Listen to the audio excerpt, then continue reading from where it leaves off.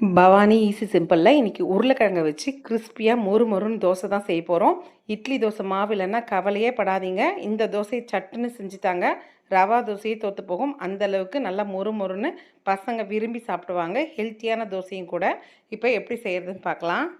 இந்த தோசை மாவுக்கு நான் 2 உருளைக்கிழங்கு எடுத்திருக்கேன். இது வேகலாம் வைக்கல, அப்படியே பச்சை உருளைக்கிழங்கு தான். ஒரு பாத்திரத்தில் தண்ணி எடுத்துகிட்டு நம்ம உருளைக்கிழங்கோட தோல் எடுத்துக்கலாம். 2 உருளைக்கிழங்கும் தோலெல்லாம் எடுத்ததுக்கப்புறம் நல்லா மீடியம் சைஸில் பொடிசாக கட் பண்ணி தண்ணியில் சேர்த்துக்கோங்க. தண்ணியில் நல்லா அலசிட்டு அந்த மாவெல்லாம் எதுவும் இல்லாமல் நல்லா அலசி ஒரு மிக்சி ஜாரில் சேர்த்துக்கலாம். பசங்கக்கிட்ட நீங்களாக உருளைக்கிழங்குல செஞ்ச தோசைன்னு சொல்லாத வரைக்கும் யாருமே கண்டுபிடிக்க மாட்டாங்க. நம்ம சேனலில் நிறைய ஹெல்த்தி ரெசிபிஸ் இருக்குது, ட்ரை பண்ணி பாருங்கள். இது கூட 1/2 ஸ்பூன் சீரகம், 4 பூண்டு பல், 2 வரமிளகாய் சேர்த்து ஒரு சுற்றி எடுத்துட்டு 1/4 பங்குக்கு கொஞ்சம் அதிகமாக கடல மாவும், 1 கப் அளவுக்கு அரிசி மாவும், 1/4 கப் அளவுக்கு தயிர், தேவையான அளவு உப்பு சேர்த்துட்டு தண்ணி தேவையான அளவு மாவு அரைக்கிற அளவுக்கு இன்னும் கொஞ்சம் சேர்த்துட்டு நல்லா நைஸாக அரைச்சி எடுத்துக்கோங்க. பசங்க ஸ்கூல் விட்டு வர நேரத்துக்கு ஈவினிங் டைமுக்கு கூட நீங்கள் இந்த மாதிரி ஸ்நாக்ஸ் மாதிரி இல்லை டிஃபன் மாதிரி செஞ்சு தரலாம். மாவு ரொம்ப கெட்டியாக வேண்டாம், இந்தளவுக்கு ஓரளவுக்கு தண்ணியாக இருக்கிற அளவுக்கு பார்த்துக்கோங்க. கூட கொஞ்சோண்டு கொத்தமல்லி, கொஞ்சமாக பெருங்காயத்தூள் சேர்த்துக்கலாம். நீங்கள் உடனேனாலும் செய்யலாம், இல்லை கொஞ்சம் நேரம் மூடி வைக்கலாம்.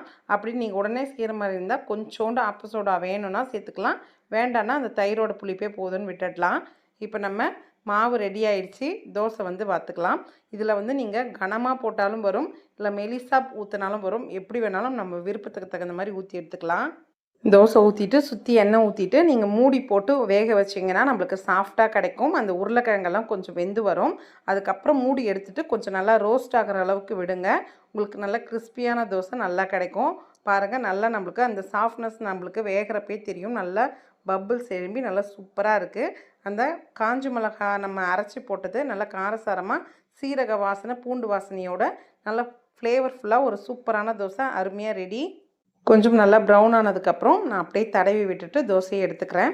நெக்ஸ்ட்டு தோசை நீங்கள் தோசை கரண்டியில் ஊற்றுறப்ப உங்களுக்கு ஒட்டுற மாதிரி ஒரு ஃபீல் இருந்ததுன்னா நீங்கள் நம்ம ஹோட்டல்லலாம் ஊற்றுற மாதிரி கிண்ணத்தில் அப்படியே மாவு ரவா தோசை மாதிரி ஊற்றி பாருங்கள். அது இன்னும் நல்லா வரும்.